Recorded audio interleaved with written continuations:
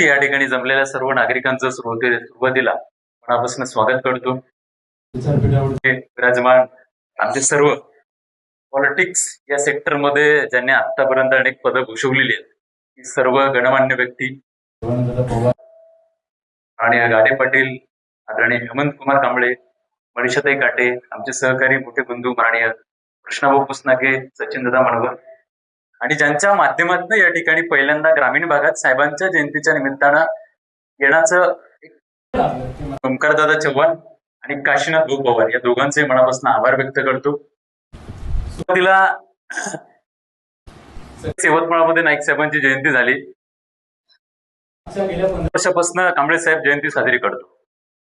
आम्ही खेड्यात जायचो, मजुराला काय करायचो की थोडासा चिवडा घ्यायचा, सोनपापड्या घ्यायच्या आणि मजुराला नाईक साहेबांचा विचार काय ते सांगण्याचा आम्ही प्रयत्न करायचो.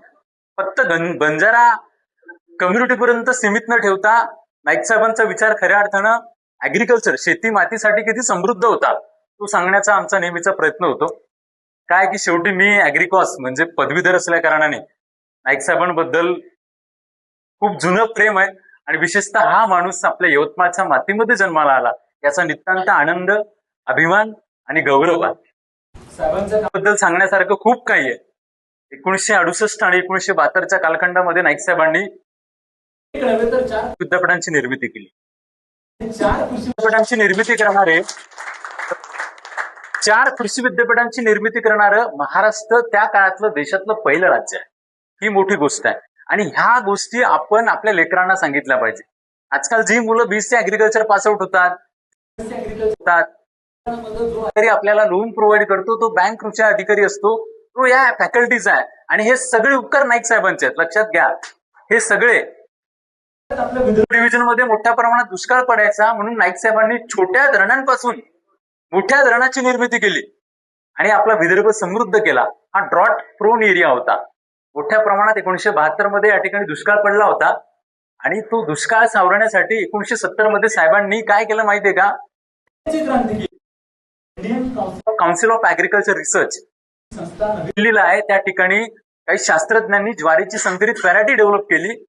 नाईक साहेबांना वाटलं की आपल्या रिजन मध्ये ही ज्वारीची व्हरायटी बेस्ट आहे, मध्ये साहेबांनी लावली आणि नंतर या राज्यातल्या ज्वारी प्रोव्हाइड केलं. मग ते नाचणी असेल, बाजरी असेल, मका असेल, पिकं साहेबांनी तेव्हा भाकर परिचित होती. आता ते श्रीमंताचं फूड आहे, तेव्हा ते गरिबाचं होतं. पण आजच्या कंडिशन मध्ये ह्या सगळ्या गोष्टी उपलब्ध होण्यामागं साहेबांचं मोठं योगदान आहे. आपला पट्टा हा कापूस उत्पादक शेतकऱ्यांचा पट्टा होता म्हणून 1972 मध्ये साहेबांनी कापूस एकाधिकार योजना आणली. तेव्हा कापसाला भाव चांगला मिळायचा. आत्ताचं सरकार या गोष्टी मी म्हणत नाही, लक्षात घ्या, मी म्हणत नाही दोषारोप करणं हे सहज सोपं असतं, पण लक्षात घ्या आता पॉसिबिलिटी नाही. त्यानंतरच्या काळामध्ये साहेबांनी विचार केला, जगातली सर्वाधिक फेमस स्कीम, ग्रामीण भागामध्ये अनेक लोक अशी असायची की जी लँडलेस लेबर, ज्यांच्याकडे जमिनी नाही आहेत, भूमी नाही आहेत, अशा लोकांसाठी साहेबांनी एक स्कीम आणली. त्या स्कीमचं नाव माहिती आहे तुम्हाला? रोजगार हमी योजना. हे साहेबांचे उपकार आपल्यावरती आहेत. साहेबांचं दानवत्व एवढं मोठं आहे. 2013 साली साहेबांच्या जन्माला 100 वर्ष कंप्लीट झाल्यानंतर काँग्रेसकालीन राज्य सरकारमध्ये मराठवाडा कृषी विद्यापीठाला साहेबांचं नाव देण्यात आलं. ही आपल्या यवतमाळ जिल्ह्यासाठी भूषणावह गोष्ट आहे. ज्या विद्यापीठाची निर्मिती साहेबांनी केली त्या विद्यापीठाला साहेबांचं नाव मिळणं ही मोठी गोष्ट आहे. आणि या ज्वारीच्या संशोधनामध्ये ते विद्यापीठ अग्रेसर आहे. ज्वारीच्या रब्बीचा जर आपण विचार केला तर मोठ्या प्रमाणात उत्पन्न रब्बी ज्वारीचं आपल्या अकोला या विदर्भ प्रिमायसेस मध्ये होतं. हे सगळे उपकार साहेबांचे आहेत.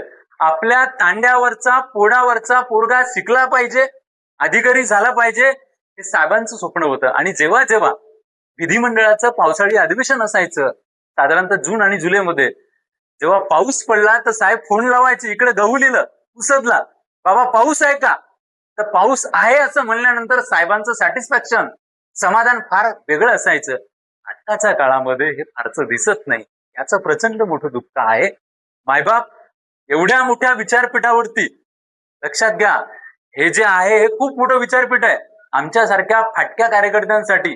बिकॉज ज्या मुवमेंटमध्ये आम्ही काम करतोय ही परिवर्तनाची मुवमेंट आहे आणि ही काळानुकाळ टिकली पाहिजे. आपले पोरं शिकून माझ्यासारखं बोलले पाहिजे ही अपेक्षा साहेबांची होती, लक्षात घ्या.